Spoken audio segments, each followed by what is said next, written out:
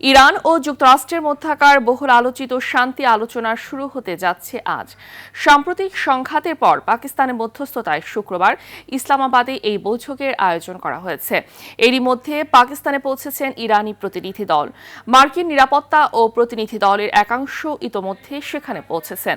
এদিকে মার্কিন president Donald ট্রাম্পের চাপের পর লেবাননের সঙ্গে সরাসরি আলোচনার নির্দেশ দিয়েছেন ইসরায়েলি প্রধানমন্ত্রী বেনিয়ামিন নেতানিয়াহু। এই দুদেশের যুদ্ধবিরতি আলোচনা নিয়ে আগামী সপ্তাহে একটি বৈঠকের আয়োজন করবে যুক্তরাষ্ট্র।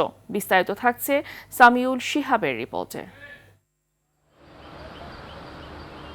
কয়েক দফার পরমাণু চুক্তি আলোচনা ব্যর্থ হওয়ার পর আবারও যুক্তরাষ্ট্রের সঙ্গে আলোচনার টেবিলে ইরান। তবে এবারে কেবল পরমাণু সমৃদ্ধকরণ নিয়ে নয়, সাম্প্রতিক সংঘাতের জেরে মধ্যপ্রাচ্যে শান্তি ফিরিয়ে আনার লক্ষ্যেই পাকিস্তানের ইসলামাবাদে বৈঠকে বসছে দুই পক্ষ। ইরানি প্রতিনিধি দলের হয়ে আলোচনার নেতৃত্ব দিচ্ছেন পররাষ্ট্রমন্ত্রী আব্বাস আরাকচি ও parliament speaker Mohammad Bagher Ghalibaf. তেহরানের পক্ষ থেকে দেওয়া 10 দফা প্রস্তাবের ভিত্তিতে এই আলোচনা পরিচালিত হবে বলে জানিয়েছেন তারা। এতে হরমুজ প্রণালীতে নিয়ন্ত্রণ, নিষেধাজ্ঞা প্রত্যাহার এবং মধ্যপ্রাচ্য থেকে মার্কিন সেনা প্রত্যাহারের মতো বিষয়গুলো রয়েছে।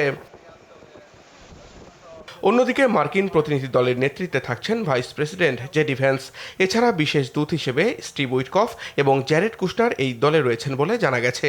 মধ্যস্থতাকারী হিসেবে পাকিস্তানের প্রধানমন্ত্রী শেহবাজ শরীফ, পররাষ্ট্রমন্ত্রী ইসহাক দার এবং সেনাপ্রধান ফিল্ড মার্শাল আসিফ মনির এই আলোচনায় সরাসরি যুক্ত থাকবেন।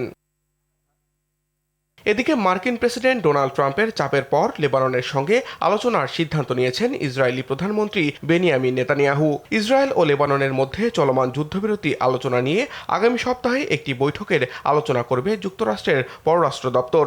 লেবাননের প্রেসিডেন্ট জোসেফ আউনও বলেছেন, ইসরায়েলের সঙ্গে যুদ্ধবিরতি ও সরাসরি আলোচনার প্রক্রিয়া শুরু হয়েছে।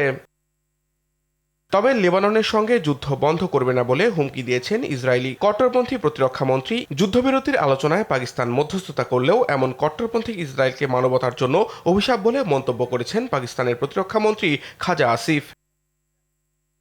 এদিকে হরমুজ সচল করতে কার্যকর পরিকল্পনা নিয়ে ব্রিটিশ প্রধানমন্ত্রী কিয়ার স্টারমারের সঙ্গে ফোনে কথা বলেছেন প্রেসিডেন্ট ট্রাম্প। অন্যদিকে হরমুজে জাহাজ থেকে টোল আদায় না করতেও ইরানকে হুঁশিয়ারি দেন তিনি। তবে নরবরে যুদ্ধবিরতিতে হরমুজ দিয়ে জাহাজ চলাচল সীমিত থাকায় এশিয়ার বাজারে আবারও কিছুটা বেড়েছে তেলের দাম। খরচ নাগালে রাখতে মে মাসের শুরু থেকে 20 দিনের তেলের মজুদ বাজারে ছাড়ার ঘোষণা দিয়েছেন জাপানের প্রধানমন্ত্রী Sanae Takaichi. Samiul Shihab, RTV।